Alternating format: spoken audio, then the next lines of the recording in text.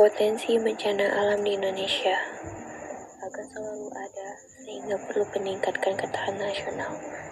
Salah satunya di bidang lingkungan hidup dan kehutanan dengan melakukan kajian pemetaan standar resiliensi hingga meningkatkan kapasitas resiliensi nasional. Ketahanan nasional merupakan kondisi dinamis sebuah bangsa yang tangguh, ulet, dan memiliki potensi untuk mengembangkan kekuatan nasional dalam menghadapi dan mencari solusi berbagai ancaman yang akan membahayakan integritas identitas dan kelangsungan hidup bangsa. Menurut Sekretaris Jenderal LHK Bambang Hendroyono, dalam pemaparannya mengatakan ketahanan nasional memiliki dimensi yang sangat luas dan mencakup berbagai bidang. Salah satu dimensi untuk terwujudnya ketahanan nasional adalah dimensi lingkungan hidup, yang mencakup ekonomi, masyarakat, dan ekologi planet bumi. Dalam kaitan dengan ketahanan nasional di bidang lingkungan hidup dapat disebut dengan ketahanan ekologi, di mana menjadi tulang punggung demi terwujudnya ketahanan nasional, khususnya ketahanan air, ketahanan pangan, ketahanan energi, dan ketahanan sosial ekonomi. Ketahanan nasional menjadi tanggung jawab seluruh masyarakat Indonesia. Ketahanan nasional harus dibina serta dikembangkan secara terus-menerus agar kehidupan masyarakat semakin terjamin. Ancaman terhadap ketahanan nasional pasti akan datang menghampiri dan selalu berubah.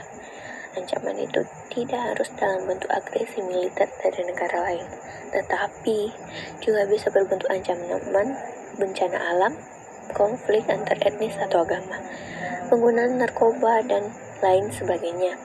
Maka dari itu sangat penting untuk terus memahami konsep ketahanan nasional, membina dan mengembangkannya dalam kehidupan berbangsa serta bernegara. Lalu, apa sih yang dimaksud dengan ketahanan nasional? Ketahanan nasional berasal dari situs perpustakaan Lembaga Ketahanan Nasional. Ketahanan nasional adalah kondisi dinamis bangsa Indonesia yang berisikan keuletan dan ketangguhan dalam menghadapi serta mengatasi segala bentuk ancaman, gangguan, ataupun hambatan dari dalam maupun luar negeri.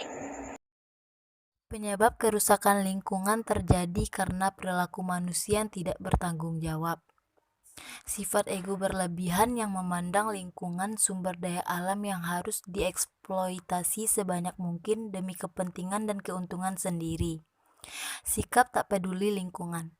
Seorang manusia yang memiliki sifat tak peduli pada lingkungan dapat menimbulkan dampak negatif terhadap lingkungan hidup, seperti membuang sampah di sungai tanpa memikirkan akibatnya.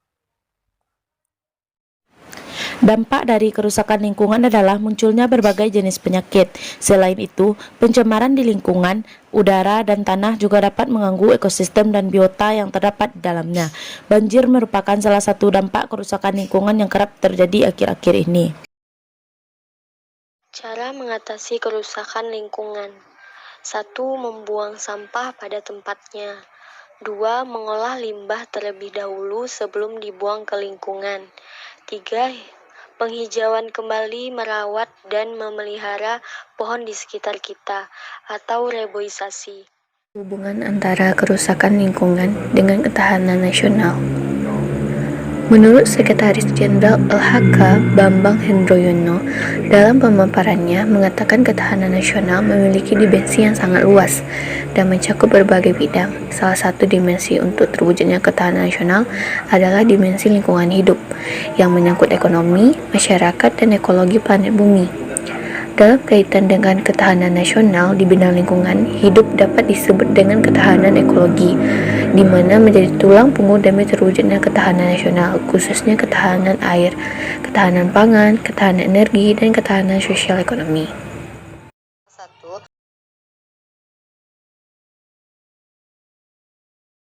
Perlindungan dan pengelolaan lingkungan hidup atau Undang-Undang